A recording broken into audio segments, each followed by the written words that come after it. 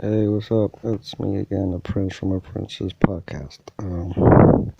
Today we're gonna talk about two of the most profitable business ever since probably the 18th century. Probably we're gonna talk about banking and oil.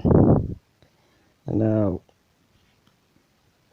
way back in time, it was illegal to actually lend people money in certain societies because they were very Christianly.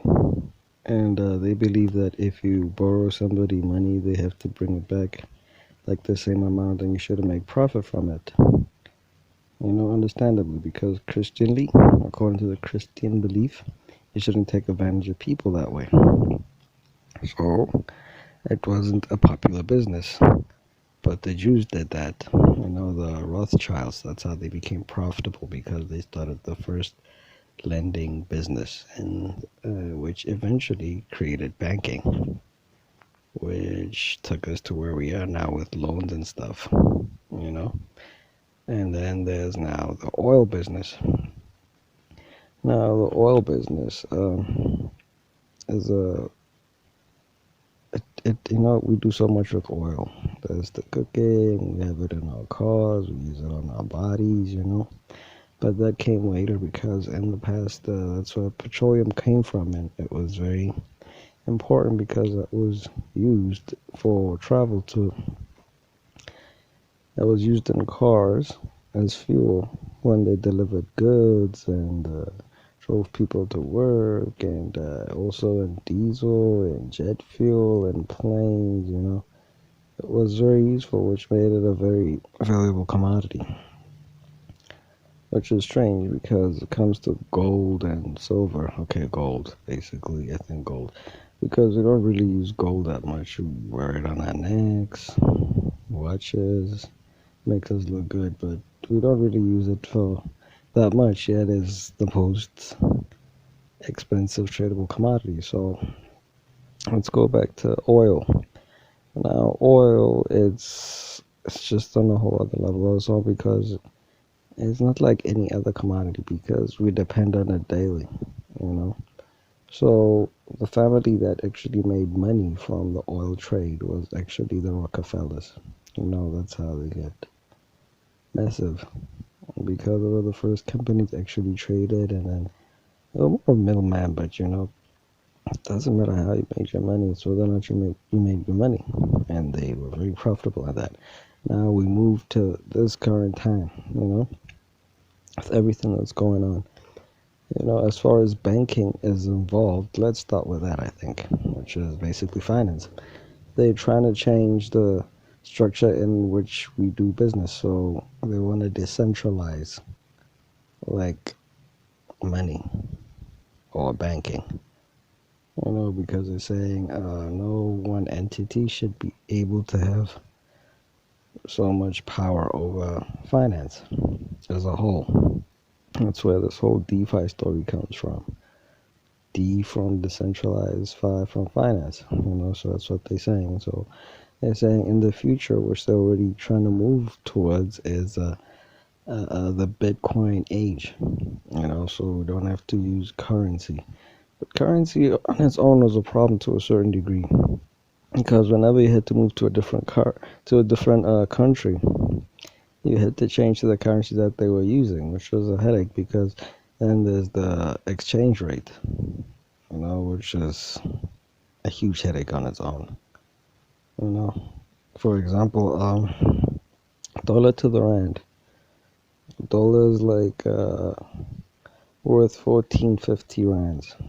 So you can imagine if I ever have 10,000 US dollars and I have to convert it in South Africa to 140,000.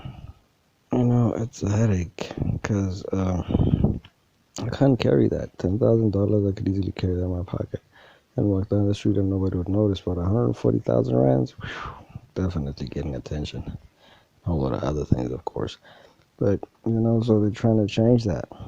Now, here's the problem with cryptocurrency, or let's just say Bitcoin, its volatility, it never stays at one level for too long. It could be worth 100,000 today and worth 5,000 tomorrow.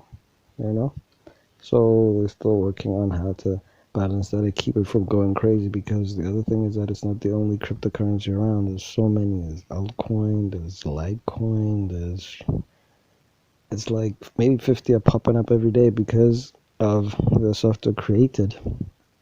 Everybody can create one. If you listen to this, you can create your own cryptocurrency. You never know, because now countries are creating their own cryptocurrencies. Maybe in your currency they could end up using your currency as the base crypto. As the base currency. So that's what they're trying to do. I don't know if it'll work. Because cash is cash. We've been using it for years. We rely on it. It's paper. It's there. The problem with anything that happens on the computer is the issue of hacking, you know. And the other thing is that if like these governments have so much power, they can clean up your account just like that. I mean, in America, the IRS could just put their hand in your bank account and take whatever. They could clean it out. Now, imagine how easy it would be with cryptocurrency, which is something completely electrical. I mean, electronic, you know. And of course, the electrical issue. What if you're supposed to be working on a transaction and electricity goes out? Then you can't do anything. You're stuck until electricity comes back. Yes, you can use your phone, but what about countries that don't have like a constant electrical supply? What happens then? Will they be able to do that? It can, but it's a 50-50. I think they should really do more research and figure out how to work with it. We could go back to use of gold, which is actually the gold standard, because gold doesn't necessarily lose value. If you check, like the dollar, and I don't know if you use Trading View or use whatever you use, just check it. Like on a whole larger scale, you realize that it is dropping. That's why they don't want to use it anymore, because its value is dropping. So they compared its value next to Bitcoin. Now, Bitcoin at a point was almost worth 1,000,000 rands. So you can imagine 14 rands, which is the dollar, versus 1,000,000 rands, which is Bitcoin. Like, maybe we should move in that direction, which should be sensible. I would do that too. If you can pick a business that makes money that fast versus a business that could be dying out, you know? So that's the thing. It's a big issue right now. The world is not really sure in which direction we're going, and for the little people that don't know what we're going on, like the people that don't really pay attention to the world, y'all are in trouble. You should really check out what's going on in the world. You know, for all you know, they could just decide tomorrow that no more paper money, no more dollars, no more rands, no more funny currencies. We're just going to crypto, just like that. They've decided crazier things. I mean, we're wearing masks. Who would have thought that we'd need to wear masks every day? It's like the days of the Spanish flu. Just like that. Wear masks. Wash your hands every 2 seconds. All of that. Who could have decided? If they could do that to the whole world, they get that kind of power. What makes you think they won't be able to snap their fingers then we're going to the age of crypto? It's a possibility. Okay. So now we're going to talk about oil. Well, oil has always been there with us and for us, but it looks like slowly but surely they trying to drift away from that with these electric cars. Which is good, but they're saying that electric cars don't leave such a negative footprint on the earth. It's in a way of going green, but the issue is, when you use your remote control and the batteries die, you get rid of the batteries. You can charge them as much as you want, but with every charge they lose strength or power. They're not as powerful as they were before, which is the same thing that's going to happen with these electric cars, because they use batteries, and eventually these batteries are going to die out and they're going to have to get rid of them. Where are they going to throw them away? What's going to happen to them? It's also a problem. That's not so green, because yes, with gasoline and diesel cars, they burn fumes or whatever, but that's what these trees are for. They change that back to oxygen. So what are they going to use to change these batteries back to being super useful as they were before? You know, don't get me wrong. Yeah, it's a great idea, whatever, whatever. But it doesn't really completely solve the problem because now you have to charge your car. And with charging, just as your phone, a certain amount of heat comes out of that, especially when you're using it and charging it. Like on your phone, then you do it does tend to heat up. So want to do the same with cars? Want to reset the global warming again? I don't know, but behind that, I think they were trying to solve another problem. Because the thing is that the superpowers were getting their butts kicked with that because what happened was the Arabians, which are the Arabs, Arabians, or the guys from Dubai or wherever, all these people that control oil, you know, they had power over what happens with oil all over the world, and the superpowers didn't like people becoming more powerful than them, more richer than them, you know? Because if the Arab decided that no, we don't give you oil and they don't get oil, and decided no, we're gonna hike the price, we're gonna take it up, they did that, and there's nothing that these superpowers, by superpowers I mean the Americans and the Brits, you know, they don't like that when you're more powerful than them, when you have that edge over them. That's why all these years they were attacking all these poor innocent countries, killing the leaders because they wanted oil or they wanted minerals or they wanted something. Nobody really understood why. Because if you gotta leave your house to go fight with somebody, there has to be a reason. So they either wanted oil or they wanted minerals, they wanted control. You know? That's why they left the countries to start up some trouble. you know. So now the Arabs, I think, became too powerful. I think the superpowers realized that okay, these people we've been fighting with them for years, and they fighting back. Chances are they might win. You know. So what's the best thing if we want something that they can control that much? Eventually, it's going to be a problem. So why don't we overcome that problem by creating something that doesn't need what they have? Hence, electric cars. You know. So they do that. Now the problem is that now electric cars eventually going to have to drive themselves, which means they have to use smarter computers,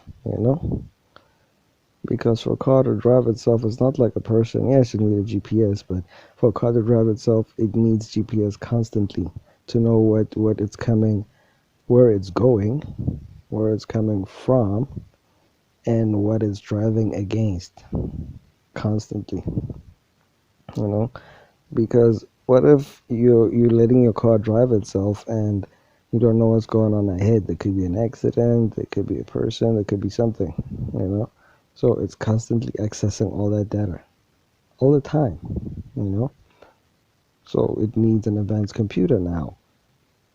Microchips need components, and these components are made of metals, which are not exactly found in America. That's a new problem. Now they'll have to rely on somebody else. I'm talking about companies like Tesla and, similar. So it's a new problem. Every solution is a new problem.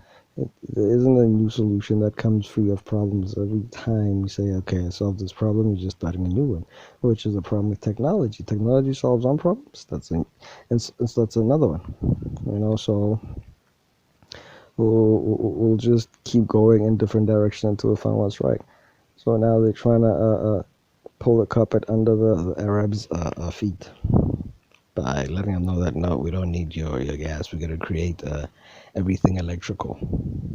But the problem with resources is that they have to be generated or created somehow. So it's gonna be a huge problem on the electrical grid for every country. You know. So that's what they're trying to do by changing the two major businesses that have always been there. The finance business and the oil business. So we're just heading in a whole other direction. We don't know what to expect, what's going to happen. We'll just let them do what they do until they exhaust themselves, and then will just probably die out as well, because whatever they're doing is killing the planet one way or another. They're just trying to convince us that, oh no, this is better. Oh no, this is better than the last one. Oh no, let's do this, let's do that. We got a problem now, but we know how to solve it. Wait and watch us do what we do. Chances are the Earth doesn't need our help. It knows what it's doing. We just have to stop polluting, stop messing it up, and it'll do what it does. Now we're trying to help the Earth do what it's naturally built to do. The only thing we're doing is causing problems. We should just cut down with the pollution, everything, and everything will sort itself out. Because now the Earth found a way to deal with one problem. Now we're creating another one. So just imagine a world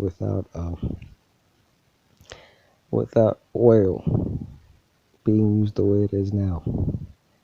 Do you know how many charging stations we're gonna need for electrical cars? Way, way, way too. Every house is gonna need that. Do you know how much electricity you're gonna have to buy on a monthly basis, even on a daily basis? You know, so it's a whole other headache. But one thing I'll say about electric cars, in the past they didn't have that long a range. Like you couldn't drive that distance with them. That long a distance with them, you can only drive like maybe 100 kilos or whatever. But now they're becoming more advanced. They're becoming more faster. And faster than most gasoline cars. Why? Because with internal combustion, there has to be a reaction to get energy. Now, with electrical cars, there's already energy. You charged it, it's good to go. You know? So that's the thing about between gas and or internal combustion cars versus electrical cars. The creation of energy versus ready energy. You know? And then they are faster, but only for a certain or limited amount of time because they're like your phone. Your phone will use so much battery until it says no, should we switch on battery saving mode or whatever, which is not the case with gasoline or internal combustion cars because they can keep going and keep increasing speed, whereas electrical cars will only reach a certain speed and then we'll have to slow down a bit just to conserve battery life. Although one thing I like about these new electrical cars is that they can charge themselves. You just have to drive slower or just park it and leave it idling, then they charge themselves, which is very impressive. They've come a long way, but still doesn't change the fact that eventually the battery is going to die and has to be disposed of, which is a new headache. So, I don't know. Let's just wait and see what happens. Let me not make this any longer. Thanks for listening. Love, peace, and happiness. Peace.